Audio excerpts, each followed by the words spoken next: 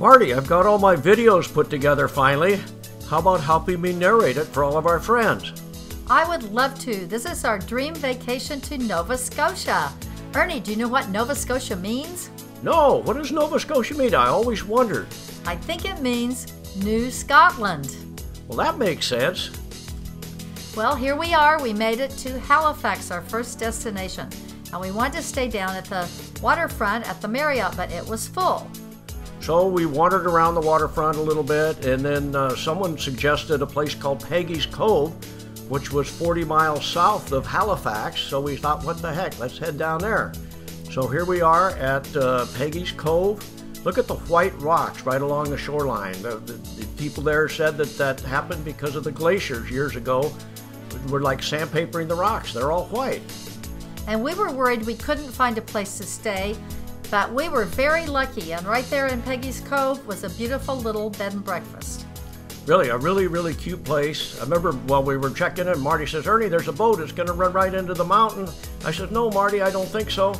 And look, at the boat made a right turn, and here it is coming into Peggy's Cove. They've been out fishing all day. The seagulls are surrounding it. And Peggy's Cove, it's a tiny little harbor, but it's all made like out of granite. All those rocks have been there for eons. And we loved Peggy's Cove. It was just beautiful. It was very peaceful, very tiny, and this is an actual working fish boat coming in. And we had a beautiful balcony overlooking Peggy's Cove. And look at our pretty little room. It was just absolutely magic. Cute little bedroom, little front room, and the food there was absolutely fabulous. So then we decided, once we had breakfast, that we'd walk around, and we found this beautiful historical church. And next door to the church, there was an artist who had lived there for many years. He spent half his life carving into this granite rock pictures of, it was a memorial for all the fishermen that had been lost at sea. So sorry, Ernie, but here I am with my new boyfriend. Look at this guy and look at those big fish. My goodness, Marty, you're cheating on me already. So we walked around, and of course I couldn't resist doing a little shopping and picking up at least one souvenir. These are the lobster markers of the lobster trap floats. Every fisherman has their own color, and they put the trap down on the bottom. A piece of line comes up, and the float is floating around. So they're always able to find their own lobster traps because of their particular color combinations. So we kept walking around, finding it a lot of fun to take pictures, and it's very picturesque. And here's one of my favorites. This is Ernie with a giant seagull. That was a big seagull, wasn't it? They really grown big in Nova Scotia. Look at all the anchors.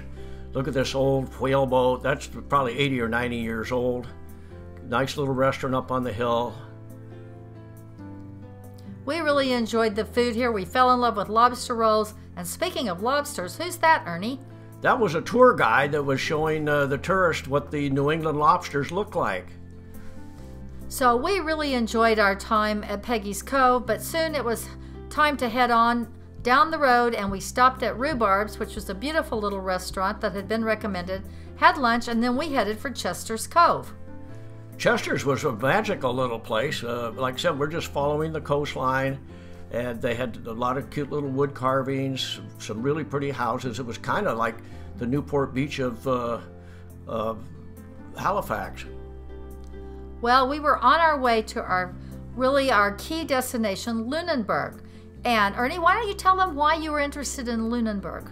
Well, being a sailor and our family having wooden schooners and things like that, I'd always heard of Nova Scotia. That's the place that used to build the Bluenose. We found a nice little bed and breakfast, and check this out. This is the view from the jacuzzi, looking right out, and there is the Bluenose. I mean, I'm in like heaven as far as I'm concerned. This is a beautiful, beautiful harbor.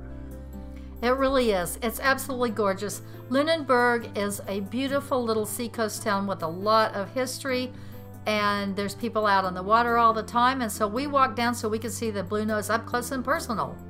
Now here's the Bluenose. This is actually the Bluenose 2. This is a brand new ship. It goes out twice a day.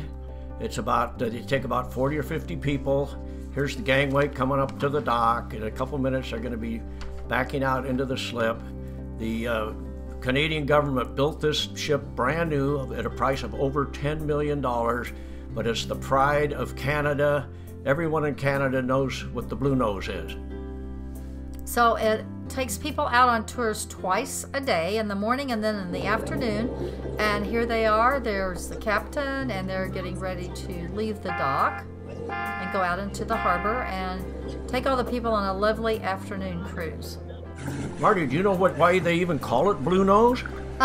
No, why do they call it Bluenose? Well, because in the old days, the sailboats used to go out into the Grand Banks. Even in the wintertime they were out there. It was freezing cold. There was snow on the decks. And when they would come in down below, their noses would be blue because they were so cold. This actually is a picture here of the framing of the new Bluenose. It's a brand new ship. Like I said, cost $10 million. There it is just before it got launched. And here it is a picture under full sail, probably about 18,000 square feet of sail, over 150 feet long. It's the Bluenose. And the Bluenose even had a company store, which we went to, and then we walked down by the fishery, which is a museum, which was an actual fishery, and we wanted to go down and see one of Ernie's destinations, the Lunenburg Foundry. This is the Lunenburg Foundry. I used to have their catalog in my store about 25 or 30 years ago. They were really big on making all parts for wooden boats. There's the steering wheel all out of bronze. These hinges were beautiful. Look at the great big propellers. We got to meet the owner of the foundry there. He showed us into the back room. Those are patterns. These are patterns for bells, for cannons, and even they were actually making cast iron stoves back in the late 1800s and early 1900s. Look at the artwork on that beautiful potbelly stove. So we looked around the foundry some more, and then we went back to the waterfront, and look, there's the Bluenose out under sail. And leave it to Ernie, he finds a beautiful brand new schooner. Listen, if I was a little bit younger, that schooner would already be on a truck heading for Newport Beach. This is a 48-foot boat. They built two of them side by side. I got to meet the guy that had built it. He said it is for sale. He wants about $200,000 for it. It's totally unfinished. The whole outside is done. There's nothing inside. This is the wood shop where they built all the parts. Very, very old-fashioned. Probably this wood shop was built back in probably, I'm guessing, 1910 or something like that. Lunenburg is the tourist's dream because you can take a horse and buggy ride, you can take a little ketch out and go for a tour, and then you can go to the Fisherman's Museum, which we did. The museum was really, really great. All of Lunenburg is devoted to fishing and wooden sailboats. So these are just some of the photos, some of the ship models, some of the sites that we saw inside the museum. There's a little ketch, a model of a ketch. The rum runners used to come down from Canada and bring rum to New York. And these were actual women that were demonstrating the knitting and the sewing, and that was me with Captain Seymour Fogg. Seymour Fogg, I think that is the greatest name. I'm going to start using that in something, but it's a cool name, Seymour Fogg.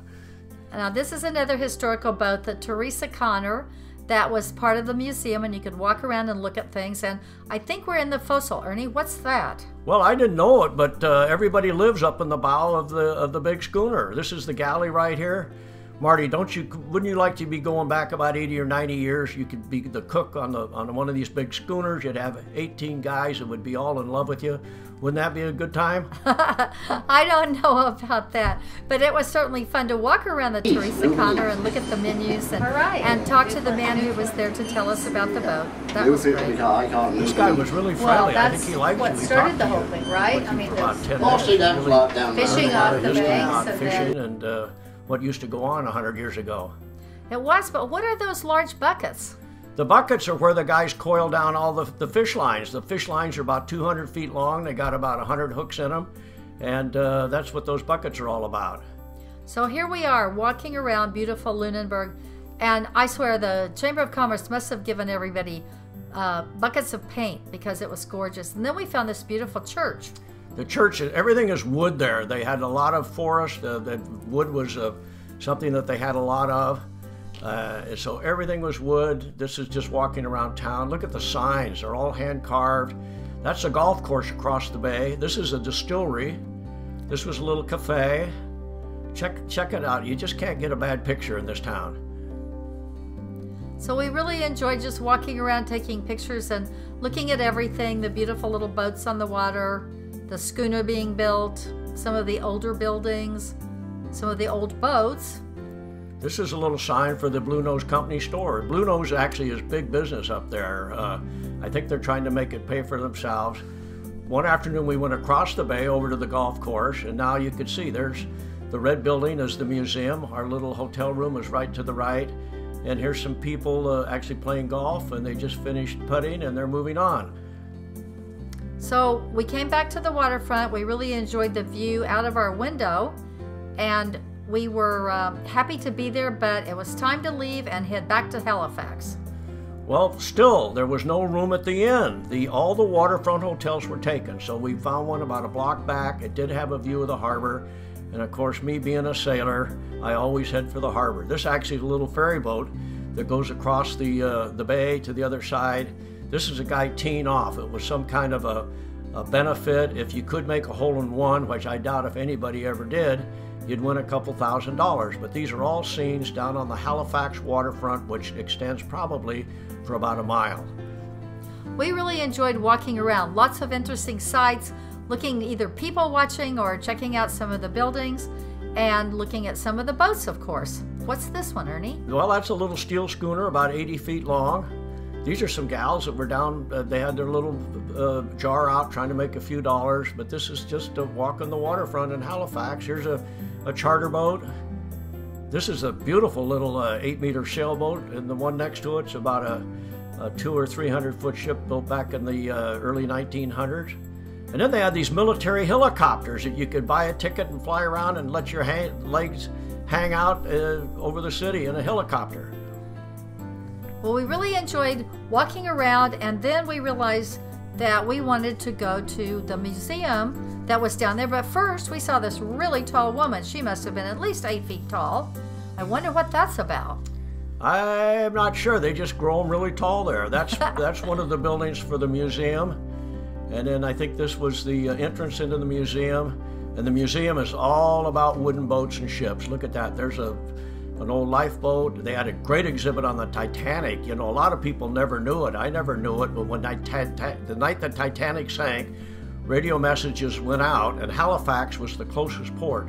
3 ships left out for the accident scene, and over the next few days, they picked up hundreds and hundreds of bodies, brought them back to Halifax, and buried them in the Halifax cemeteries. Halifax is just a beautiful city, and it was very cosmopolitan, and we fell in love with it. Now, this was something really fun and interesting. It's a marine hardware store. Ernie, I bet you know what some of these things are. Oh, absolutely. This is part of the museum. There was a man that was a ship chandler.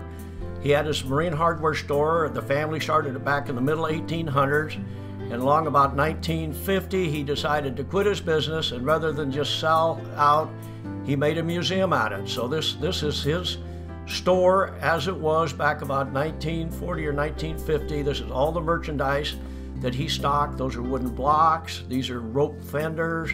That green and red thing, that's a capstan. I mean, I was just like in hog heaven. This is really my kind of place. That's a binnacle there. The compass is inside the binnacle. And really, there was hardly anybody there. Old potbelly stove.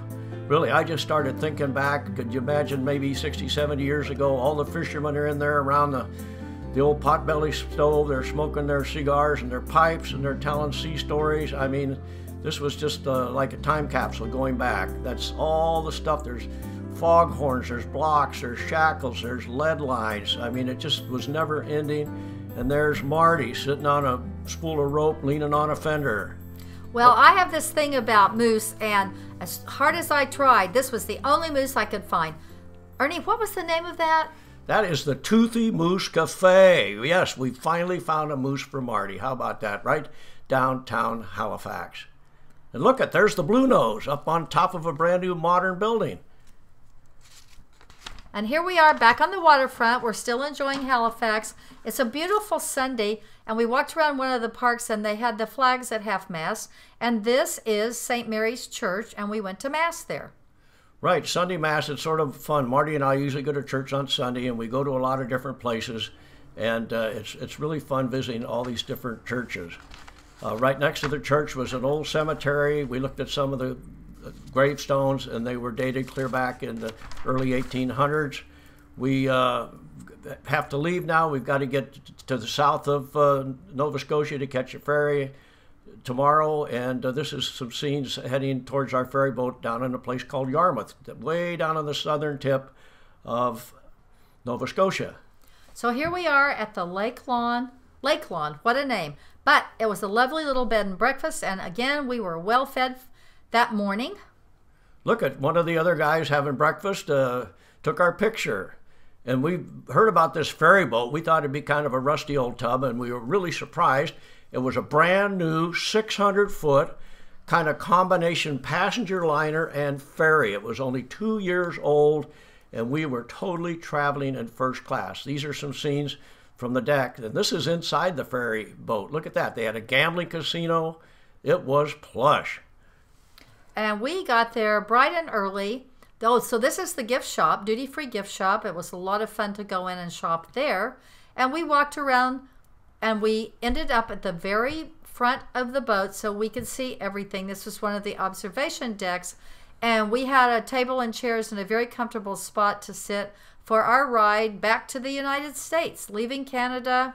As great as it was, we were ready to head back for Portland, Maine. The ship is now leaving Yarmouth. We're heading on out, going slowly, maybe 7 or 8 knots. That's a fish boat that we just passed.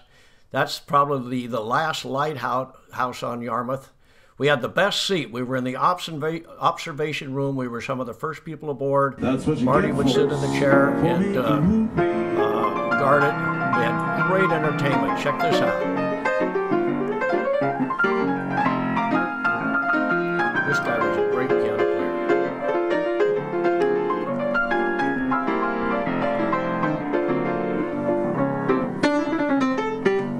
Oops, I get a kick out of you. We had more entertainment in the bar area, and this duo was really fun. They played a lot of fun kinds of songs and kept everyone entertained. We really enjoyed their music. Really, we were really traveling first class.